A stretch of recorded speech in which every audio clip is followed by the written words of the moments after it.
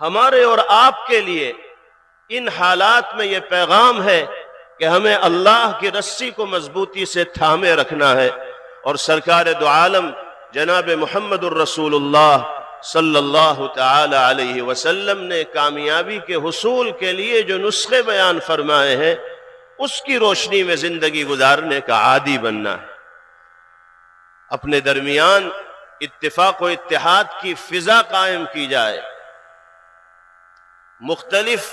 اسباب و عوامل کی بنا پر اپنے درمیان انتشار و افتراق کا ماحول کسی بھی صورت میں پیدا نہ کیا جائے۔ ہم اگر خانوں میں بٹیں گے، انتشار کا شکار ہوں گے، مختلف سیاسی پارٹیوں سے وابستگی کی بنا پر خانوں میں تقسیم ہوں گے، یا قبائل اور برادریوں کی بنا پر خانوں میں تقسیم ہوں گے، یا علاقائی تعصب کی بنا پر مختلف زاویوں کے اندر تقسیم ہوں گے، تو اس کا نقصان اجتماعی طور پر ہمیں اور آپ کو جھیلنا پڑے گا، کسی اور کو نقصان کا سامنا نہیں کرنا پڑے گا۔ دشمن میدان مار جائے گا اور ہم شکست سے ہمکنار ہو جائیں گے۔ اللہ نے قرآن پاک میں فرمایا وَأَطِيعُوا اللَّهَ وَرَسُولَهُ، اللہ اور اس کے رسول کا کہنا مان کر زندگی گزارو۔ قرآن کی بنیاد پر ایک پلیٹ فارم پر مضبوط، متحد اور مجتمع ہو جاؤ۔ وَلَا تَنَازَعُوا فَتَفْشَلُوا، اور آپسی جھگڑوں کا شکار مت ہو، ایک دوسرے کی ٹانگ کھینچنے میں نہ لگو، ایک دوسرے کی ترقی سے کڑھن محسوس مت کرو۔ اگر تم آپسی اختلاف و انتشار اور تنازعات کے شکار بنو گے فَتَفْشَلُوا، تو ناکامی تمہارا مقدر بن جائے گی، وَتَذْهَبَ رِيحُكُمْ، اور تمہاری ہوا اکھڑ جائے گی، تمہارا وجود رسمی وجود بن کر رہ جائے گا، حقیقی وجود کی دولت سے تم محروم ہو جاؤ گے۔ وَاصْبِرُوا، جم جاؤ، دین پر استقامت کا مظاہرہ کرنے والے بنو، شریعت و سنت کے تقاضوں پر عمل کرتے ہوئے زندگی گزارو۔ ان اللہ مع الصابرین، اللہ کی نصرت و مدد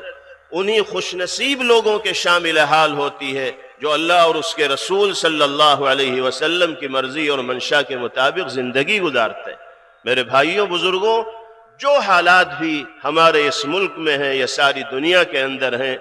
وہ اللہ رب العزت والجلال کی مرضی اور منشا کے مطابق ہی ہے، اس لیے کہ ہمارا یہ یقین ہے کہ کائنات میں ایک ذرہ ادھر سے ادھر نہیں ہو سکتا باری تعالیٰ کی مرضی کے بغیر، درخت کا کوئی پتا حرکت نہیں کر سکتا۔ اگر ظلم و جبر اور تشدد کا مظاہرہ کرنے والی طاقتیں اقتدار کی گلیاروں میں گھوم رہی ہیں اور نظام حکومت ان کے ہاتھ میں ہے،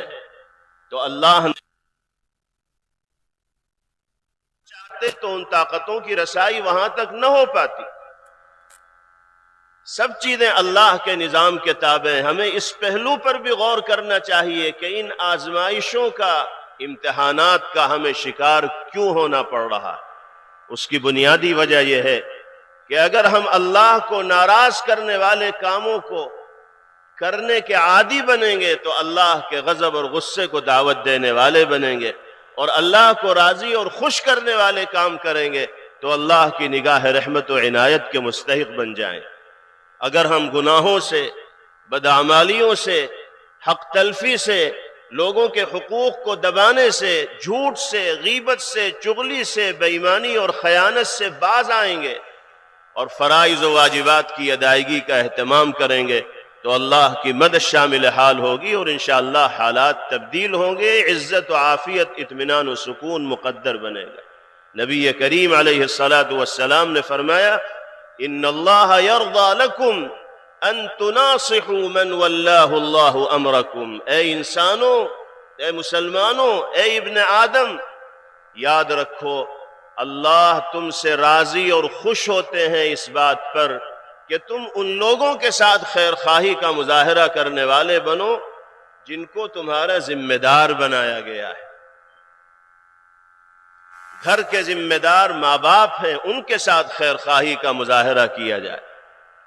علماء کے ساتھ خیر خواہی کا مظاہرہ کیا جائے، ائمہ کے ساتھ خیر خواہی کا مظاہرہ کیا جائے،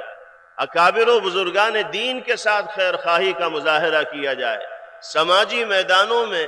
ذمہ داری کے عہدے کے اوپر فائز لوگوں کے ساتھ خیر خواہی کا مظاہرہ کیا جائے. اور آپ جانتے ہیں کہ ماں باپ کے ساتھ خیر خواہی کا تقاضا یہ ہے کہ ان کی اطاعت و فرم برداری کی جائے، خدمت کر کے ان کے دلوں کو جیتا جائے، ان کی رہنمائی اور مشورے کے مطابق زندگی گزاری جائے. ائمہ مساجد اور حضرات علماء کے ساتھ خیر خواہی کا تقاضا یہ ہے کہ ان کو اپنا رہبر و رہنما تسلیم کیا جائے. وہ شریعت و سنت کی ترجمانی کا فریضہ ہمارے درمیان انجام دے رہے ہیں، ہم ان سے وقتاً فوقتاً مشورے کریں، رہنمائی حاصل کریں، ان کی تعلیمات کو جو قرآن و سنت کی روشنی ہوتی ہے مشعل راہ تصور کریں. فرمایا گیا البرکۃ مع اکابرکم،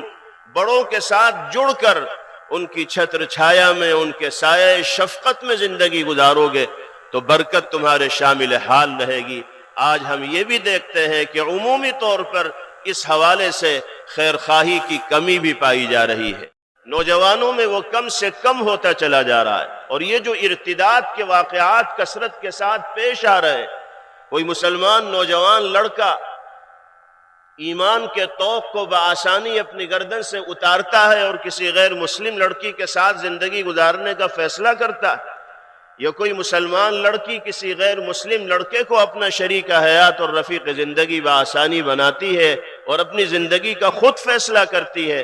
نہ باپ کی ہدایت ان کی نگاہ میں کوئی وقت رکھنے والی، نہ ماں کے مشورے کو وہ اہمیت دینے والے، خود سری اور بغاوت کا ایسا جذبہ کہ منمانی کے لیے وہ قرآنی اور نبوی ہدایات کو بھی پس پش ڈال دیتے ہیں اور والدین کی تعلیمات کو اور ان کے احکامات کو بھی نظر انداز کر دیتے ہیں. یہ صورتحال اسی لیے پیش آ رہی ہے کہ فیصلے خود کیے جانے لگے ہیں اور والدین کی اطاعت و فرمانبرداری جو ذمہ داری اور فریضہ ہے اس سے روگردانی کی جانے لگی. ذمہ داروں کی بھی یہ ذمہ داری ہے کہ وہ اپنے گھر کے اندر ایسا ماحول بنائیں کہ اس ماحول میں پروان چڑھنے والے بچوں کے رگ و ریشے میں دین و ایمان کی عظمت و اہمیت اس درجہ راسخ ہو گئی ہو کہ وہ دنیا کے کسی بھی موڑ پر چلے جائیں، کیسے ہی حالات کا سامنا کریں، لیکن اپنے ایمان کا سودا کرنے کے لیے تیار نہ ہو. یہ اسی وقت ممکن ہے جب بچپن ہی سے بچوں کی دینی اور ایمانی ماحول میں تربیت کی جائے گی اور اسی ماحول میں ان کو پروان چڑھایا جائے گا. مکاتب کا قیام ہو، ان سے اپنے بچوں کو جوڑا جائے، مدارس سے بچوں کو جوڑا جائے اور ہر طرح کی تعلیم کے زیور سے آراستہ و پیراستہ کیا جائے.